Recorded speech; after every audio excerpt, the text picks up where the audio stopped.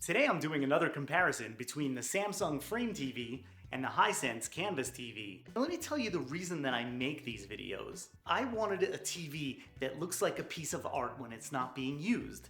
And the most popular ones were the Samsung and the Hisense. But I couldn't find any really good reviews that compared the two, so I had to do a ton of research, and I feel like I did pick the right one for me. And this isn't my first video, but after using both of them intimately, I wanted to share an even more in-depth look at the two. Both of these are really impressive 4K TVs that look like art when they're not being used. It might seem like I favor one over the other, which I do, but I do think they're both great TVs, and I think the Samsung is right for some, and the Hisense is right for others. But I am gonna be as honest as possible. And if you like straightforward, honest reviews about smartphones, smart home, and other tech products, please subscribe to my channel. I greatly appreciate it. I really don't like wasting time, so let's get started.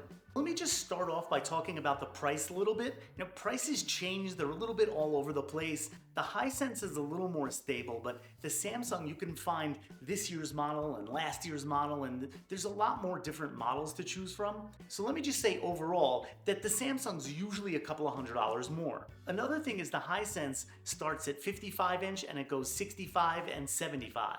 Actually, it also goes 85. The Samsung goes lower though. This is a 50-inch TV. They also have 43, 32. The Hisense doesn't go that small. While we're on the topic, check out this beautiful teak frame that's on the Hisense models. These actually snap on magnetically and they're really nice looking. Samsung doesn't come with those. You have to pay extra. Just for this 50-inch model, you could expect to pay from Samsung a minimum of $150 and it goes up from there. But again, the Hisense comes with the teak frame for free. So they're less expensive and they come with a frame. Then there's the installation. Both of them have a similar system where you hang the brackets on the wall and you screw these pieces on the TV. And then after it's mounted on the wall, you just hang it in and the TV sits flush against the wall. There is a major difference though. In that Hisense, it comes in one piece. This is the mount. Samsung has two of them. And I personally had issues with this. You know they say measure twice, cut once. Well, I measured like 20 times and cut once. And I had everything perfectly laid out, perfectly measured. Samsung gives you a template. I really measured everything out perfectly. And then when I went to hang the TV, the little hooks weren't even aligned with the brackets. But I had a nightmare of a time installing the Samsung. When I installed this Hisense, it was super easy, super quick. I did everything perfectly, and I couldn't believe how easy the installation was. Now before we get to art mode, there is one more difference between these two, and that's the way they connect. The Hisense has everything built into the TV. The power outlet, all of the ports are behind the TV. And they have some space and some raceways behind the TV so you can run the wires behind the wall or wherever you choose. The Samsung, however, has the One Connect box. You have one little skinny wire coming out of the Samsung which you can run anywhere, and then the One Connect box goes somewhere else, inside a media cabinet, behind the wall like I had it upstairs. And there's positives and negatives about this. If you look at my 65-inch Hisense that's hanging on the wall, I had an electrician put a box right behind the wall so there's no wires at all. You can even see the cutout on the bottom that I have yet to get patched. Now the Samsung, which I had installed upstairs, had a media box behind the TV and I hid the One Connect box back there. So either way, if you're hanging either TV on the wall, all of the ports are going to be behind it. Now in my setup, the One Connect box does nothing for me because where am I going to put it? I normally have nothing on this wall, and I don't want a One Connect box sitting somewhere even if I can run the wire. So for me, it doesn't really matter either way because everything's going behind the wall. However, you may have a media center right below it, and then the One Connect box actually makes sense because if it's somewhere else like inside of a cabinet, you could have all the ports accessible if you want to plug things in like a USB stick or a gaming system. So for me, the One Connect box is just a burden, but if you have a place to put it, it could be useful. So I don't know if there's one right answer for everyone, it just depends on your situation. So let's talk about art mode. Now before I do, both of these TVs look beautiful in art mode. They both have a beautiful matte finish that makes it look more like artwork than a glowing TV in your face. They both have motion sensors and brightness sensors. They'll both dim the screen nicely to give it that artwork look and feel. However, where they differ greatly is the interface and whether or not you need a subscription. Let's start with the Samsung, which only gives you 20 pieces of free art, which isn't that much. And if you want more, You either have to subscribe for about $4.99 a month, and then you get this entire library from Samsung, or you can actually upload your own artwork. If you're really into art and you don't mind another subscription, because everything is subscription nowadays, and you're okay with paying about $5 a month, then there's a wealth of artwork in here for you to choose from. So that might be for you. I personally don't have room for another subscription. Then again, you could upload your own photos, your own artwork. As long as it's formatted correctly, it'll look nice. And you could put whatever you want on your screen. However, the Hisense gives you 1,000 pieces of artwork for free, for nothing. And you can upload your own too. I also think the Hisense has a better interface, which is more intuitive. You can adjust all of your photo settings right from the screen here. You can choose from landscape, figures, modern, still life, others. You could also adjust everything right from here by hitting menu, choosing whether you want a mat around your picture. You can press one button and see a title and description of the artwork you're looking at. There's just a ton of settings in here to be able to customize it exactly the way you like. You can put music in there, and they have an immersive mode where it has animated images as well. And yeah, the Samsung does have similar features. You could adjust the matte sizes and colors and all that, but I feel it's a lot more limiting. Their settings are more limited and hard to find. Like some of them, you have to even scroll all the way down on the bottom of the page and you can find some more settings there. Samsung can be a little more quirky. Like sometimes I'll have an image up like Starry Night over here, and it'll just sit there forever, it won't change. So they both look beautiful hanging on the wall as pieces of art, but I feel like the Hisense wins in every single category unless you want to pay for a subscription. And again, the Samsung interface just is really not for me, and I'll get to that in a bit. Then of course there's the picture quality. We're gonna dim my face a little bit so the TVs can take center stage. This isn't really gonna convey properly from my TVs through my camera to the screen that you're watching on. I've honestly gone back and forth depending on what I'm watching. I mean, they're both 4K, they're both QLED, and I feel if you're gonna really nitpick about having the absolute best picture quality out of any TV, then you're probably not looking at a frame TV, at an art TV. And I personally don't like to nitpick too much about that. The video quality on both of them is quite impressive. I'm not gonna just sit there examining every pixel to see which one has the better picture. Sometimes I think it's the Samsung, sometimes I think it's the Hisense, and I think they're both great, personally. I mean, I'll watch a movie on my phone. Okay, let's talk about gaming. Now, if you're a gamer, I'm not sure that you're going to buy a frame TV or a Canvas TV, but you might be wondering how the performance is. So first of all, games look great on the Samsung. You know, I'm not a hardcore gamer. I have a Nintendo Switch 2 here. If you're really gonna nitpick with the latest PlayStation 5 with a first-person shooter or something, I don't know, it may be a different story.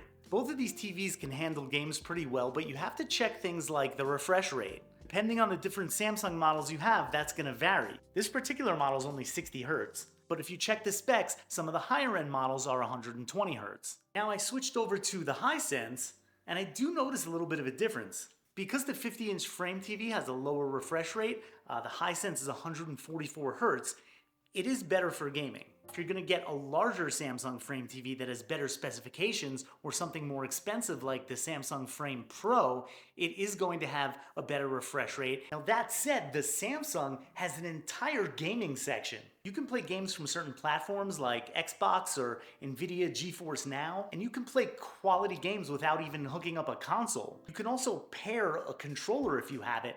Let me tell you, I was not able to do this. I have a PlayStation DualShock controller, was not able to pair it despite the fact that it's on their list, and a Nintendo Switch Pro controller was not able to pair it with the frame TV. But again, this has tons of games, it's huge for gaming, but I also did find it a little bit glitchy. Again, I couldn't even hook up one of my controllers. And I'll get to my distaste with Samsung's interface in a moment. Okay, before I get to the interface, which I really want to talk about, let's first talk about audio. You know, the one thing I really can't do for you is an audio test because it's coming out of the speakers from each TV, into my microphone, out through whatever you're listening to it on, and there's no way you're going to be able to hear what I'm hearing, so you're going to have to take my word for this. I've tested the audio both with movies and with music, and I think the Hisense is much better. Now, I don't know if it's because it's the 55-inch versus the 50-inch, like maybe the 55-inch Samsung has a little bit better audio, not sure, but at least this 55-inch Canvas TV I thought was significantly better than the 50-inch frame TV.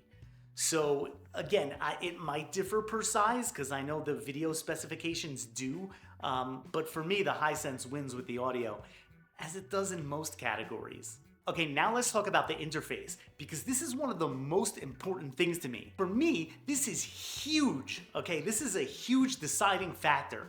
The Hisense comes with Google TV built in, and the Samsung has Tizen, which in my opinion is complete garbage.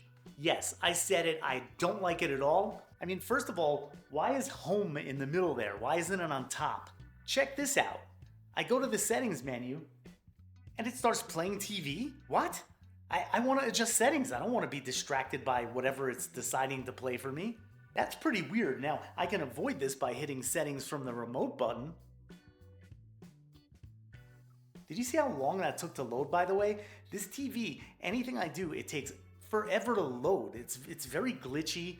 And then when I stop playing something, it keeps playing it in the corner there.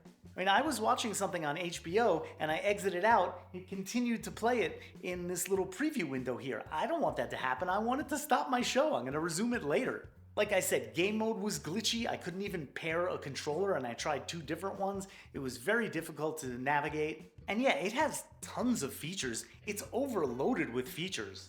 This is the daily tab. You can find some workouts, karaoke, baby shark. Is that still a thing? It's just loaded with all these apps that you really don't need. Like I said, all these menus, they're very confusing to navigate, a lot of glitchiness. The settings menu has some settings.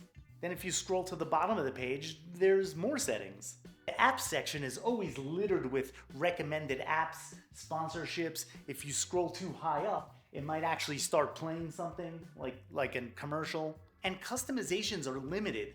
And sure, you know what? You can plug in a Fire TV or a Roku stick, but then you're defeating the purpose by having the art mode. You'll have to use 2 different remotes, and really, what's the point in that?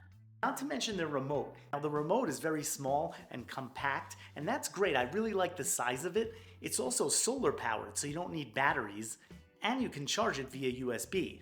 So it is pretty cool, but I find it a little difficult to navigate. At night, I've even operated it upside down and hit the wrong buttons and it backed me out of the show I was watching. Couldn't they make it light up or something? So I don't know, there's positives and negatives with the remote. I feel like I want to like it, but I don't. Then there's the Hisense, which has Google TV built in.